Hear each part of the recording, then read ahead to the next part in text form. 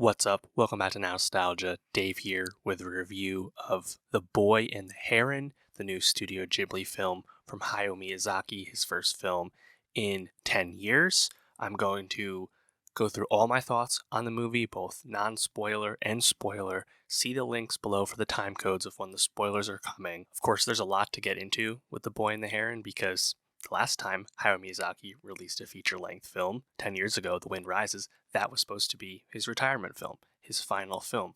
Alas, Hayao, in the 10 years since, got the itch to return, of course, releasing a short film, Boro the Caterpillar, for the Ghibli Museum in 2018, and then getting to work on this new film.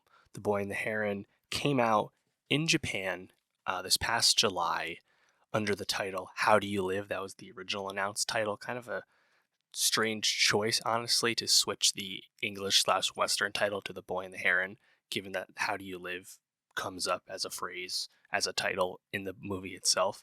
Nonetheless, came out in the summer in Japan, noticeably without any marketing at all, no trailer, no promo, and despite all that, the movie grossed over 56 million in Japan, sold 5.5 million tickets. That's the 74th highest grossing film in Japan and the 7th highest gross for a Ghibli film in Japan, which I think is obviously quite impressive for no promo. Speaks to the strength of the Ghibli brand, the goodwill that the decades of excellent work from Studio Ghibli has engendered to the local audience, of course. On the other hand, goes to show you that what could have been with a fully throated marketing campaign after all. Of course, I think they made the correct decision to put out a trailer and do more traditional promo and advertising here in the West, here in the US.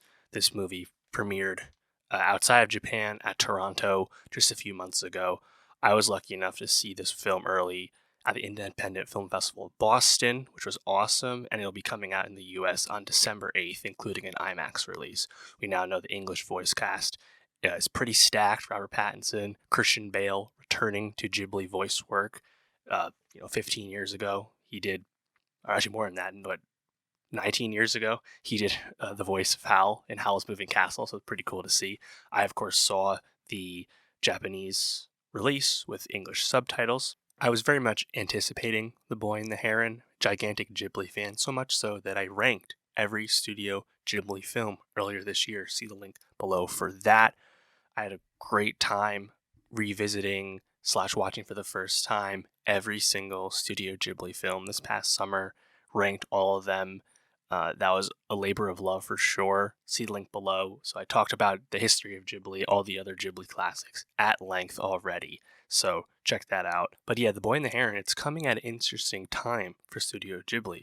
Of course, Hayao Miyazaki coming out of retirement, but production on this movie began officially back in May 2017. Hayao's ability to produce hand-drawn animation, the gold standard that we associate with Ghibli, understandably that has slowed. The man is now 82 years old. As a result of the advancing age, there's been a leadership transition at Studio Ghibli. It's now come under the umbrella of Nippon TV, and due to Miyazaki being 82, of course, the decades-long producer alongside Miyazaki, Toshio Suzuki, he's 75, and of course the other co-founder, Isao Takahata, he of course has already since passed.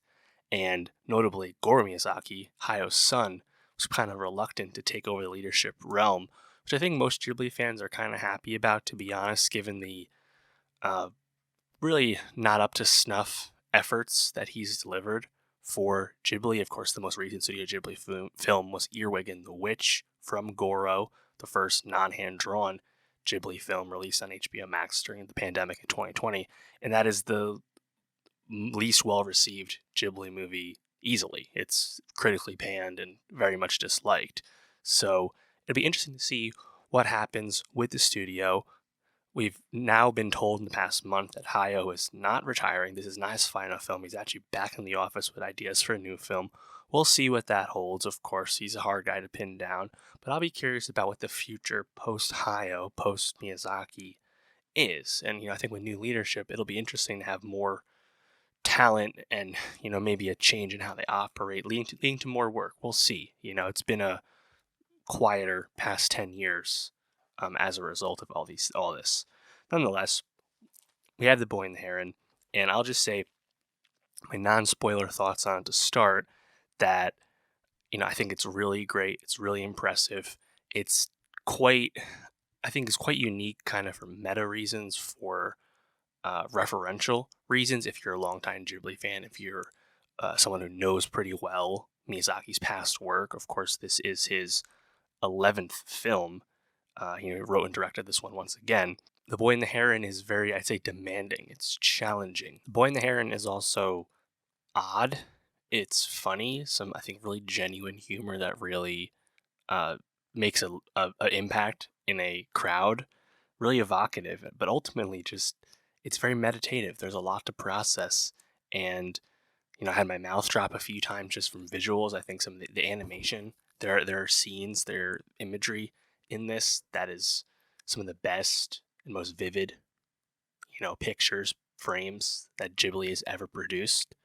Very impressive. I think this is a film that did not have a deadline. They, took years and years to make this, literally 6+ years. And it shows because there's such love and attention put into the animation behind this. But obviously, it being great to look at and really standing out is like just an absolute gorgeous piece of work. That's amazing, of course. But thematically, it's just so, I think, impressive that it's so meta. Like, it's Miyazaki coming back to give you something that really makes you ponder your place and what you give out to the world. And I think it's really cool that I think it takes a lot of inspiration. It takes a lot of feeling from past Miyazaki hits. If you think of all the Miyazaki bangers, just about all of them are like true bangers. There's something you can find, referential about all of them in The Boy and the Heron. It's really cool as like a capstone, and does it necessarily do some of the absolute like best qualities of other hits? No, probably not. Like, it's not as adventurous as, say, like The Princess Mononoke, which is probably the most adventurous and epic of Miyazaki's work. It's not to that degree, but there are similarities that you can find between the two. And this is true of all Miyazaki's films. Of course, we know there's a lot of diversity and variety across his work.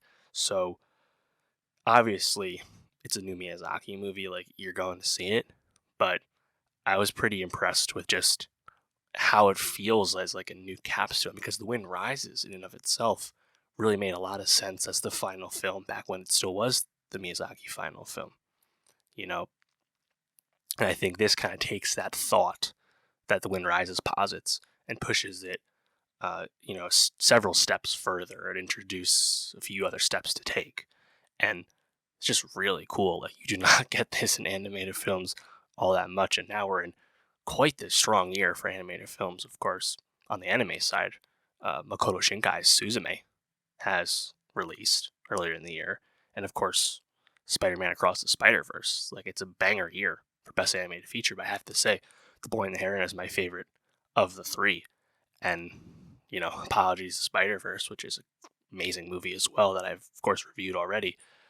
The Boy and the Heron, I think, is really special. So I'll be really curious to see how the reception continues once more people get to see it, at the end of the year. But yeah, I mean, in terms of spoilers, so come back if you haven't seen it. And I gotta say, I almost saw this movie 2 months ago when I was in Japan. I considered seeing it. It was playing when I was in Japan, but of course it was playing without any English subtitles. So there are people out there, you can go on Letterboxd and find the accounts. There are people out there that don't speak Japanese that saw the movie in Japan, thus not understanding any dialogue and just processing the imagery. And I have to say, this is a movie that is hard to pin down, hard to fully grasp everything, even when you know the dialogue. So I'm pretty happy I didn't do that, although it was quite tempting. It was awesome to go to the Ghibli Museum, I must say. When I did that earlier this year, I was lucky enough to see Mom the Water Spider as the short they showed me there. be really cool to see the other shorts that they show exclusively in the museum. Alas, you only can see one when you go. Yeah, that was really fun. Anyway, let's get into the spoilers. So again, come back when you're ready. And while you're waiting to see the movie, of course, again, see the link below, see my Ghibli rankings. Let me know, what are your rankings? What are your thoughts? Ghibli is such a vast filmography from Miyazaki and Takahata and the others that it's hard to have a wrong answer when it comes to a Ghibli ranking. And that's what makes it so fun to, I think, rank and think about all their movies, because there's so much to appreciate and like, and personal taste really makes an impact there. So let me know what you thought about that. All right, so starting with spoilers, and again, like some of this is like trailer material, like not real spoilers, but anyway, here we go. So this, I think, kind of has a familiar start to a film like The Wind Rises, where our lead protagonist, Mahito, is this 12-year-old boy whose mother dies in Tokyo in a hospital fire in 1943, firebombing during World War II. World War II grounding, Mahito gets moved to the countryside as a result, something that happened to Miyazaki in real life. Very familiar with like beats of The Wind Rises, something that of course also takes place during World War II. And Mahito, his mother passing leads his father to marry Mahito's aunt, his dad's former sister-in-law, becoming his new wife, becoming Mahito's new mom, and she is already pregnant with a new child with Mahito's dad. And he is not feeling too good about that. Before we even get there, though, and when I talked about stark imagery, we get introduced to Mahito's past and his feelings about the loss of his mom through almost like these like dream memories, like dream flashbacks, and the animation is incredible stuff. Like seeing Mahito run when the firebombing is happening, and the way his face almost like melts in the way the animation portrays that, almost like a ghost, and seeing his mother in fire, again, kind of like rising like a phoenix. The animation style very reminiscent of The Tale of Princess Kaguya and that charcoal style animation that, of course, we got 10 years ago from Takahata. My mind immediately went to that. And it's just, I think, really beautiful and also really effective at communicating the emotion of the terror, that Mahito's having in the moment as he's realizing he's losing his mother. Going to the countryside, again, kind of reminiscent of like Totoro, like we go to this house. It's not as, I think, like iconic as like a country estate, the way like the house in Arrietty is, or the house in Totoro is especially, but there's some familiar beats throughout, Mahito's new mom, Natsuko, his aunt, she has this estate, and it's attended by these old women, these old maids, and I think animation-wise, they kind of remind you of, what's her, I forgot her name, the pseudo bad guy in Spirited Away, very similar animation, the old woman, and Mahito's kind of going through it. He's not happy about going to this new school, and he seems to be resented by the locals who are watching him get dropped off in a fancy car by his dad, who happens to be a factory owner. They resent him for being, wealthier than them. He kind of gets in a fight at school. Then, in a moment of real shock, there were like gasps in my theater when this happened. Mahito bashes his head in. Not bashes his head in, he bashes his head with a rock off the ground following a fight to give himself like a big wound so he doesn't have to go back to school. And it is starkly animated. He's gushing blood. He is literally self-harming himself to avoid going back to school. And, while he's at home and back at the estate where we spend most of the time, he's encountering this gray heron, of course, the bird, who seems to have quite an interest in Mahito. Is trying to get into the house, going out the windows and whatnot. And we learn that the heron is more than meets the eye. It starts to speak to Mahito, and we find out that's actually a man disguised as the bird, the titular heron.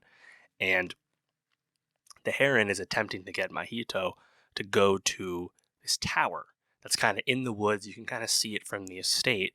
And the tower, we learn, was built by Mahito's great uncle before he had been born, but he's been told to avoid the the tower, and some of the old maids kind of have superstition about what's going on there, what happens with it. And to this point, animation flourishes aside, the movie I think is pretty grounded and pretty straightforward, and still quite compelling though, because you have a sense of unease, a sense of mystery, especially with the Heron, what the Heron's up to. And there's a really stark scene, one of the jaw droppers for me, where the Heron kind of reveals himself a little bit to Mahito, and he's trying to compel him to come to the tower, and you have these fish rising up out of the ocean, out of the pond, and you have these frogs as well. They're all kind of climbing and surrounding Mahito, and there's I forget what they said exactly, but they're saying chanting join us or follow us or something like that. Really haunting, really scary, honestly, really cool though. And they the maids and Natsuko, they ward off that for now, but clearly Mahito is becoming compelled, and the Heron is able to finally convince him to join when Natsuko goes missing, and they realize she has gone to the tower. And from there, once we get to the tower with the Heron, we learn more about the Heron, who the Heron is. We get brought into this whole new realm, and now it's a completely fantastical setting. And from here, I think the movie's so impressive because it's like a ton of dream logic. There are moments later on in the, and I'm not going to recap the entire film, but there are moments later on where you have, I think the Parakeet Kingdom really stands out, but the grandeur and the sensory overload of something Spirited Away in the bathhouse. I had those feelings return to me for sure. But this fantastical realm that is, we learn is a kind of a dimension of the dead. Most people in the realm are not alive. There's truly a lot to parse about everything once we get into this fantastical realm, and so many interesting things. We encounter these kind of floaty beings called the Wara Wara, which kind of remind you of the Kodamas in Mononoke, the little forest sprite people, and except these are really cute ones that kind of float up into the sky.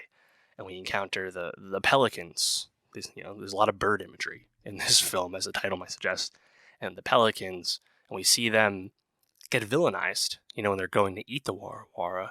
But then we have I think a really poignant scene where you have the dying pelicans speaking to Mahito and telling about their plight, kind of giving you more insight into this world. It was really cool I think that the character of Kiriko, who is one of the maids who wanders with Mahito into the tower early on, one of the old maids, we encounter her younger self as this kind of swashbuckling, independent, seafaring woman in the realm. And from there, it's you're able to piece together what is coming. I think with a lot of storytelling, the other kind of human character you meet in the realm kind of quickly is Himi, when she's able to spawn the fire to ward off the pelicans and save the Wara Wara. You kind of quickly understand that she is Mahito's mom. Again, the fire parallel from how she passed. And I think, yeah, it's there's so much to parse, I think, in terms of how the movie presents death, how the movie presents what you put into the world, and the legacy of that, when Himi gives Mahito the chance to go back to his world through that the doors, the portals, and he decides not to. I think there's just kind of a lot to sit with, and I think it felt really reflective and meditative on the part of Miyazaki, because it's so meta about him returning to put a new work into the realm and understand what that means, the flaws of our world, and how you can try and do things. It's truly a lot to process, in my opinion. Seeing the great uncle and him kind of putting this impossible burden on Mahito, who he wants to be his successor in this realm that needs him to maintain the balance. The Parakeet King, I think, was a really cool like late addition.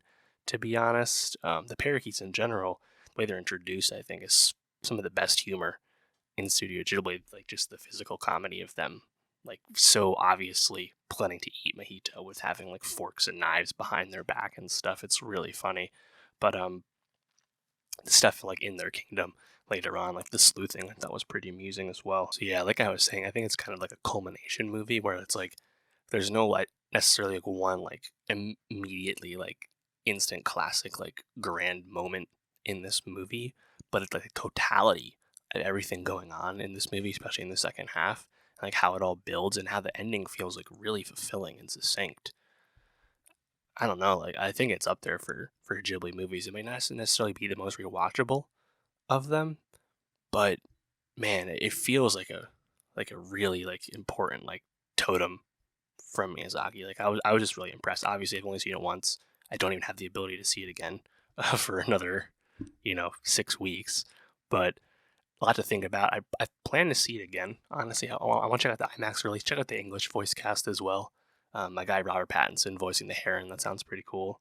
Um, yeah, I mean, shout out to Studio Ghibli. I've spent so much time this year watching and thinking about their work and that legacy, and it's really fun to understand that the legacy will be continuing, and hopefully Miyazaki is able to finish whatever new film he has stewing in his brain these days. Um, he is old, so of course we wish him good health. But yeah, The Boy and the Heron. Let me know what you thought about the movie if you've seen it already, if you've seen it in Japan, or you've seen it in the early releases so far in the West. Or let me know when you do finally get to see it, how you thought about it.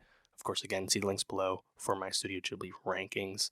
Let me know what you thought about that. What is your favorite Ghibli film? What's your top 5? And for more movie reviews, subscribe, and I'll see you next time.